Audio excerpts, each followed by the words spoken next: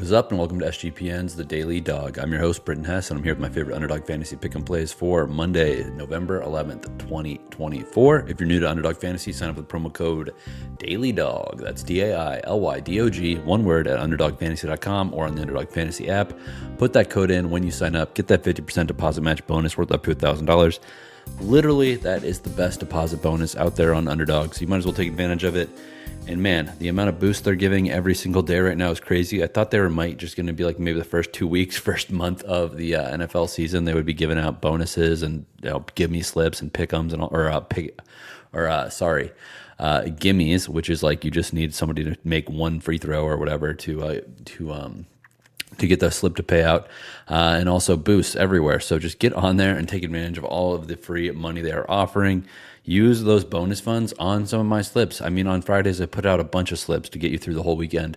Saturday was awesome for us. We hit our Saturday college football slip, which was 6.75x. That was Dylan Risk of UCF to throw an interception, Carson Beck of Georgia to throw an interception. That came home, and then Diego Pavia to have higher than have a rushing or receiving touchdown for Vandy, 6.75x. That was awesome. On Saturday, we also had a UFC. That was 8.5x. That's plus 750 odds in sports betting terms. It was Trayshawn Gore lower than 12-minute fight time, Damon Blackshear higher than half of a submission, and Carlos Prates higher than half a knockout, 8.5x. Honestly, we paid for the weekend on the Saturday slip, but this UFC one coming, the Saturday college football slip, the Saturday UFC slip really put us over the edge, and we had a really profitable weekend. And to be honest, we almost hit a bunch on Friday too. We went 2 out of 3 on 3 slips on Friday and 2 out of 3 on Sunday as well in our NFL slip. So a lot of good handicapping, a lot of really close calls, and a lot of profitability. It's 17 or so, like plus 15 units when we risked 6 over the weekend, or 7 over the weekend. So 8 units profit over the weekend with 6 slips. Pretty damn awesome, if I do say so myself. All right, let's stop living in the past. Let's move to the future. Let's look at what we can make picks on tonight and project out tonight. I'm going with Monday Night Football, obviously, first off. Then we'll go to NBA and NHL. No college basketball today. I just didn't really like the offerings on the board. But Monday Night Football, Puka Nacua, higher than 70.5 receiving yards. Puka Nacua is a top 3 wide receiver in the league. Obviously, Jalen Ramsey's a good corner, and sometimes this Dolphins defense looks good. Sometimes they don't. I just think Puka they're not going to be able to stop Puka in Los Angeles. Spoiler alert, I'm on the Rams in this game. I think the Rams are definitely going to beat the Dolphins here. They're going to cover 2.5 points if you're worried about that point spread. But the money line's minus 140. That's not too bad either. So, but that doesn't help us with our pick'em slips. I'm just telling you that because that's my frame of mind as I'm building this slip, right? If I have an idea of how I think the game is going to go, if I have an idea of the game state and who's going to be scoring points, which team's defense is going to be exposed, et cetera, that makes it a lot easier to pick some winning sides in the pick'em slip. So Puka Nacua, higher than 70.5 receiving yards.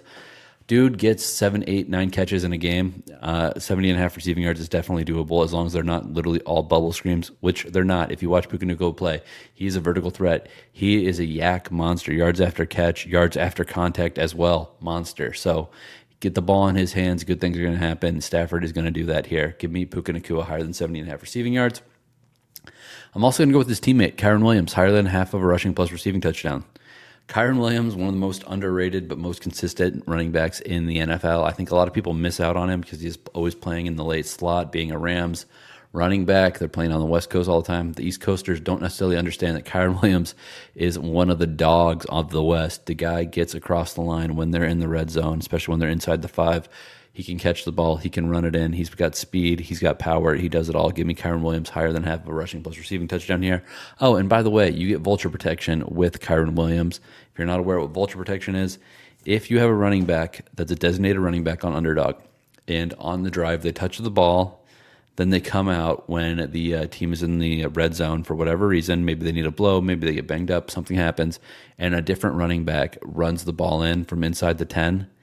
You get your pick refunded, or you get your slip refunded if that's the only pick that loses on the slip. So great to get these running backs in here for the vulture protection. It has definitely saved my bacon a time or two in the past. All right, let's keep on going. Tua Tagovailoa higher than 1.5 passing touchdowns. I think that, the Rams are going to put up 28 points in this game, and I think that 21 to 24 points are going to be put up by the Miami Dolphins in this game. And I think that at least 2 of those touchdowns are going to be through the air with Tua Tagovailoa. I think Tyreek Hill might have a big play here. Jalen Waddell might have a big play here. Not exactly rocket science, but I just think, though, that my Dolphins are going to be out-schemed in this game. They're going to be playing from behind early, so they're going to be having to throw early. And throwing early leads to more opportunities to throw touchdown passes. And again, the big play wide receivers definitely help the cause as well. So give me Tua Tagovailoa higher than 1.5 passing touchdowns. This is a 5.16x slip. Nothing too crazy there. It's not the most aggressive, I guess I would say.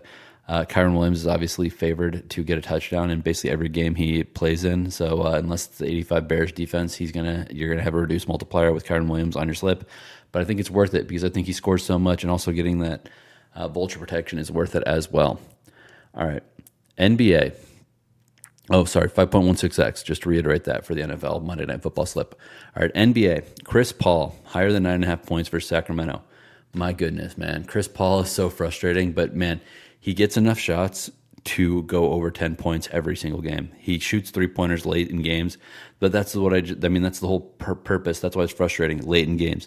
I swear to God, half the time he doesn't even think about shooting in the first quarter or the first half. He's just like, oh, wait, the game's almost over. What the hell are they paying me for?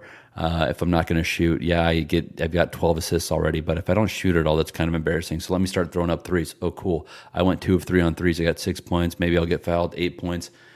And then you're like, dang, if you would have just shot in the first half at all, you would have gone over 10.5 points really easily. But the underdog gods have moved his projection down to 9.5 here versus the Sacramento Kings. That is an overreaction. His projection was up at 12.5 last week. And again, it was one of those games where he refused to shoot till late in the game and then still had a chance to cover his points total there. So give me Chris Paul higher than 9.5 points versus the Kings. Kings are playing in a back-to-back. Kings are a high-paced team that allow for a lot of possessions of their opponents. Chris Paul is going to get 10 points here because he's going to get 9 points through three-pointers. He's going to shoot 6 3-pointers in this game and go 3 for 6. I'm calling it right now. And then he is going to get, he's going to make a free throw, and he's going to hit 10 points. So give me Chris Paul higher than 9.5 points versus Sacramento Kings here. Next one in NBA. Jordan Poole, higher than 2.5 3-pointers made versus the Houston Rockets. Jordan Poole is a guy that's literally shooting 8 to 10 3-pointers a game. The problem is he's hitting like 1 out of 8. So it's why his number is so low here. Obviously, you can fade him if you want, but I think that just the volume is there that this is a game where he should potentially get back where he belongs over that point total. Get over that 3-pointer total. It's possible he misses it. It definitely is, but I would not be. I'm confident that he's going to get at least 3 3-pointers here. He's not quite, in Trae Young territory, but he's pretty close. So give me Jordan Poole higher than 2.5 3-pointers made. Last one. Shai Gilgeous-Alexander, lower than 29.5 points versus the Clippers. I know Chet Holmgren is out. Chet Holmgren is injured probably for 8 to 10 weeks at minimum. It's going to be obviously a different offensive look for the I almost called them the Chargers, for the Thunder here. That said, the way that this Clippers team plays so extremely slow, I think that it's really easy for Shai to go lower than 30 points in this game. He's hardly gone over 30 points at all this season. He's only done it once or twice already. I know that James Harden could potentially be guarding him, and that's not exactly a tough matchup per se. But one, the offense is going to need to readjust a little bit without Chet, and two, the pace of play that potentially the Clippers will be dictating here could really lead Shai to lower than 29.5. So I'm playing the rare lower here. Shai Gilgeous-Alexander lower than 29.5 points versus the Clippers. All right. Last one. NHL. Nathan McKinnon higher than half of a goal against Nashville. Nashville is a mess right now. Nathan McKinnon is a points monster right now. He's getting so many assists, actually. He's got like 22 assists and 6 goals on the year.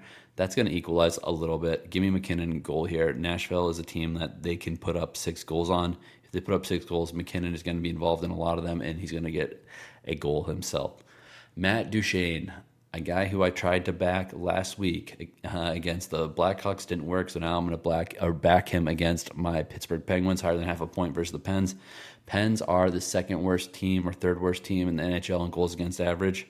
There's going to be a lot of points available for the Stars here, so give me Matt Duchene to have higher than half a point after he's gone pointless in 2 games after starting the season on fire.